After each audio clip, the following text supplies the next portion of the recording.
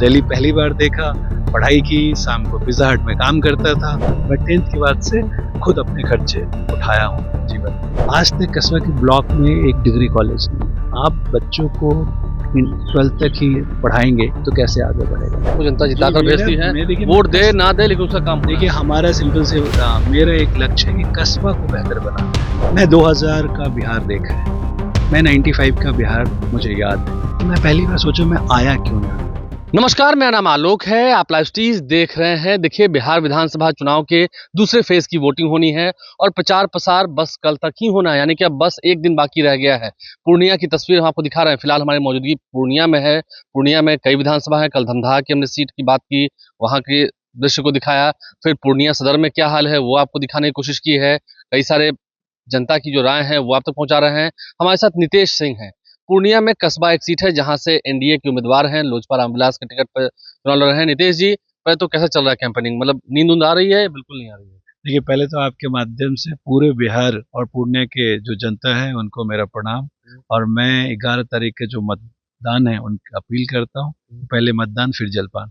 अब जहाँ तक चुनाव का बात है, मतलब लोकतंत्र को स्वस्थ करना है, वोट जरूर दीजिए। वोट जरूर देना है, क्योंकि लोकतंत्र में सबसे बड़ी ताकत वोट होता है। और ये लोग भी जानते हैं, यहाँ की जनता भी जानती है, और बिहार की जनता ने इस ताकत को 2005 में देखा भी है। और 2005 से 2025 में जो ये सरकार है, ये लोकतंत्र और उस वोट की ताकत की वजह से, और इस जो बदलाव देख रहे हैं बिहार में आज, जो हम कहीं भी घूमते हैं, वो सिर्फ लोकतंत्र की वजह से हुआ है। जहां तक कस्बा का है, इस क्षेत्र में मेरा ये 20वां दिन है। देखिए, और मेरा अनुभव बहुत ज्यादा नहीं है, बट मेहनत करने का अनुभव है। कस्बा के मैदान में 20 दिन है। आप पूर्णिया के ही हैं? जी, मैं प्रॉपर पूर्णिया का हूँ। पूर्णिया में ही पला बड़ा। जन्मभूमि आपकी यही है? यस, यहाँ पे हमने एक गुलाब बाग देखेंगे, वहाँ के एक सरकारी स्कूल से मैंने 10th किया था। अच्छा। इंटरमीडिएट किया, और 2000 में मैं, जैसे बहुत लोग पढ़ने के लिए, बढ़ने के लिए बाहर जाते हैं, वैसे ही मैं भी गया। मैं एक छोटी सी फैमिली से आता हूँ। उस समय हमारा एक एल्वेस्टर का मकान हुआ करता था। बाहर गए, बाहर दिल्ली पहली बार देखा, पढ़ाई की, शाम को पिज़्ज़ा हट में काम करता था।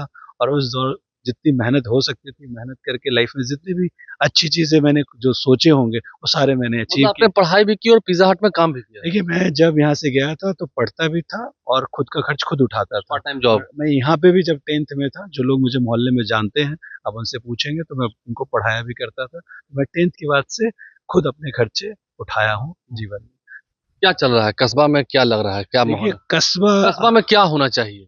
देखिए, आप तो पूरा बिहार घूमते होंगे, मैंने पूरा बिहार तो नहीं देखा, बट सीमांचल में जितने भी एरिया देखता हूँ, और स्पेशली अगर पूर्णिया में कस्बा विधानसभा को पूर्णिया के बाकी विधानसभा से कंपेयर करते हैं तो बहुत बदहाली है।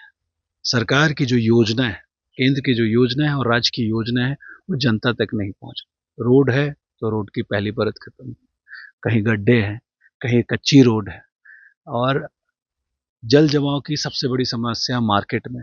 जो मेरे लिए लगता है कि सबसे बड़ी जो समस्या होना चाहिए, और मैं हैरान हूँ इस बात की कि 15 साल से वहाँ पे कांग्रेस के विधायक रहे हैं और क्यों नहीं उन्होंने उठाया। क्योंकि हमारी सरकार की नीति हमेशा रही है, चाहे जिस क्षेत्र में हो, हर क्षेत्र में, रोड हो, बिजली हो, लॉ एंड ऑर्डर हो, शिक्षा हो, चिकित्सा हो, हर क्षेत्र में काम किया है।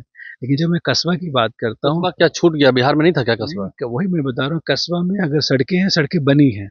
आज तक कस्बा के ब्लॉक में एक डिग्री कॉलेज नहीं। आप बच्चों को 12th तक ही पढ़ाएंगे तो कैसे आगे बढ़ेगा?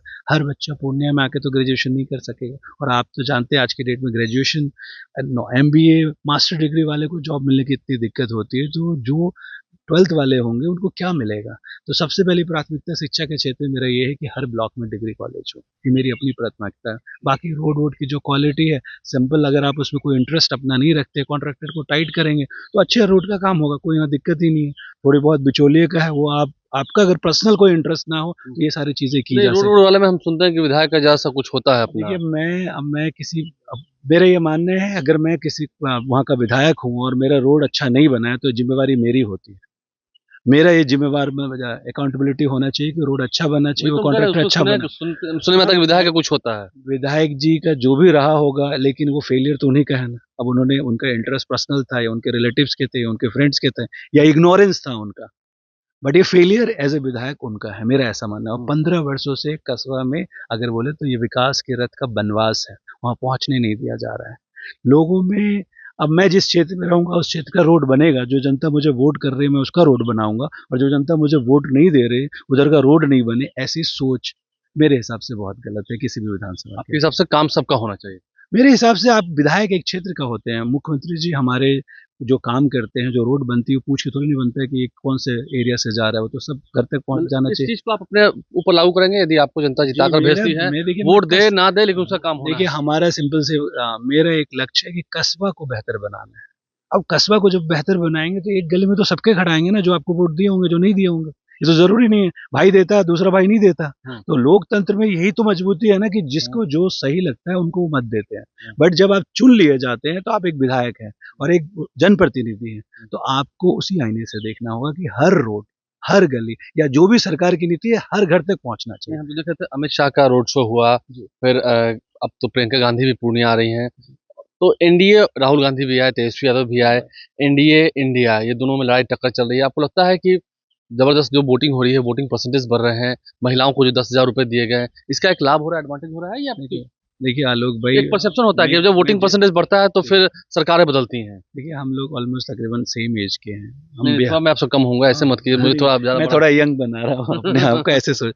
सेम एज का मतलब मैं 2000 का बिहार देखा है। हम्म, मैं 95 का बिहार मुझे याद है। हम्म, और 2000 में जब मैं पहली बार दिल्ली गया था, मुझे याद है कि बस में जब मैं बैठा था रेलवे स्टेशन से, तो कंडक्टर की जो जुबान थी, वो बिहार और बिहारी की टोन सुन के वो हीन भावना थी। आप जब बाहर बिहार को या बिहारियों को जो देखते, किसी भी जगह जाते थे, एक तो मैं पहली बार सोचा मैं आया क्यों यहाँ पे? मैं अपने एरिया में अच्छा था, पढ़ने में ठीक-ठाक था। तो जब कोई आदमी जाता है, तो ये बिहार हाँ को तो सम्मान चलिए, सम्मान जो आप देखते हैं, 2005 से लेके 2020 के बीच, तो 25 तक जो सरकार ने काम किया है, वो काम का वोट है। मैं आज कस्बा घूम रहा हूँ, आप जान के हैरान होंगे, एक भी वोट किसी व्यक्ति विशेष का नहीं है, सरकार का उस बदलाव जो 2005 से 25 के बीच है, उसका वोट है। नहीं यही तो हम जान रहे हैं कि आप जब दिल्ली चले गए, आपने वहाँ अच्छी शिक्षा ग्रहण की, कमाया, पैसा भी आ गया, रहने के लिए काफी था, क्यों आ गए यहाँ कस्बा में, क्या है? हम पूर्णिया आए हैं। हाँ ठीक, पूर्णिया क्यों आ गए? माँ-बाप के लिए आए क्योंकि हमारे माता-पिता जी, मैं ऐसे मानता हूँ और मैं तो हर बिहारी से अपील करता हूँ कि जीवन में सिर्फ पैसा कमाना, आगे बढ़ना इम्पोर्टेंट नहीं है। आप अगर अपने फैमिली और अपने समाज के काम नहीं आते तो बेकार है। मेरा एक दोस्त था, वो केरला से दोस्त है सॉरी केरला से है, और मुझे याद है जब मैं दुबई में 2007 में उनसे मिला था, तो जब मिलते वक़्त उन्होंने एक बड़ी अच्छी बात कही थी जो मेरे ज़हन में आ गया था। बोला कि मैं 2009 को शिफ्ट हो जाऊँगा केरला। मैंने बोला भाई तुम तो इतना अच्छा यहाँ बहुत बढ़िया कर रहे हो, क्यों शिफ्ट हो गए? तो बोला मैंने केरला के सरकारी इंजीनियरिंग कॉलेज से पढ़ाई की, अब समय आ गया लाइफ में, मैंने अपने लिए बहुत कुछ कर लिया। अब मैं वहाँ जाके जिस क्षेत्र में हूँ, व्यापार के क्षेत्र में हूँ, वहाँ जाके करूँगा, कुछ तो क्रिएट करूँगा। तो मेरा ऐसा मानना है कि अगर बिहार के जो बिहारी बाहर वेल सेटल्ड है, बहुत अच्छा कर रहे हैं, अगर सबने ये थोड़ी सोच ले आए, तो बिहार जहाँ आज है विकासशील और विकसित बिहार बनने में देर नहीं तो लगेगा। विकसित बिहार बनाना है, नितेश सिंह का यही मुद्दा है नहीं? हमको अभी तो कस्बा विकसित बनाना है, मेरी जितनी हैसियत उतनी बात करना जितनी मुझे। हैसियत है उतनी बात कर रहे हैं, नीतीश कुमार ही बिहार के मुख्यमंत्री होंगे, ये तय लग रहा है। मेरे ख्याल से कोई इसमें डाउट ही नहीं होता कि डाउट नहीं है। नीतीश कुमार जी एक ब्रांड है। 2005 में जनता ने एक वोट देके, वोट की ताकत से उनको मुख्यमंत्री बनाया। उन्होंने बिहार को कहाँ से कहाँ लेके आए। 2014 में हमारे देश को बिहार की जनता ने अपना सारा वोट देके यशस्वी प्रधानमंत्री दिया, जिन्होंने पूरे देश का परचम पूरे विश्व में लहराया। तो जब आप वोट की ताकत को समझते हैं तो बदलाव आता है। और दूसरी तरफ आप देखते हैं उनके साथ जो सबसे वीक मेरे हिसाब से, मैं तो नया हूँ, उनकी ब्रांड वैल्यू ज़ीरो है। उन्होंने ब्रांडिंग में अपनी मेहनत नहीं की। मैं ब्रांडिंग किसको बोलते हैं, मैं देखिए व्यापारिक आदमी हूँ, प्रोडक्ट का सिंपल से है, जो प्रोडक्ट आप बेचते हैं कस्टमर उसको अगर पसंद आता है, वो जब उसको टेस्ट करते हैं, एक चाय आप खरीदते हैं और चाय बहुत अच्छा है तो 10 को रिकमेंड करेंगे। तो एनडीए सरकार ने जो वादे किए, जो कहा, वो करके दिखाया, तो वो ब्रांड है आज के डेट में विकास का, और यही कारण है कि जनता इस ब्रांड को वोट दे रही है, किसी व्यक्ति विशेष को नहीं दे रही। जनता इस ब्रांड को वोट दे रही है। देखिए बहुत शुक्रिया नीतीश जी, आप तो अपने कैंपेनिंग पे निकल रहे हैं, जी, बहुत जाइए अपना थैंक यू, परचम लहराइए, आप थैंक जिस यू, तरह से खुश हैं, थैंक जनता का माहौल है वैसे। यू। बहुत माहौल है। बहुत माहौल है, बहुत शुक्रिया नीतीश सिंह जी हमारे साथ है, क्या कुछ वो कह रहे हैं, एनडीए के उम्मीदवार हैं, कस्बा से क्या होगा देखना होगा। अब बस कुछ दिन ही रह गए हैं प्रचार प्रसार को, और जनता जब अपना जनमत देगी 11 तारीख को, 11 नवंबर को, आपसे भी अपील है लाइव स्ट्रीम के माध्यम से अपना वोट जरूर दें, अपना कीमती वोट जरूर दें, ताकि इस लोकतंत्र को हम स्वस्थ बना सकें। हमारे चैनल को सब्सक्राइब कर लें, साथ साथ फेसबुक पेज भी लाइक करें। धन्यवाद।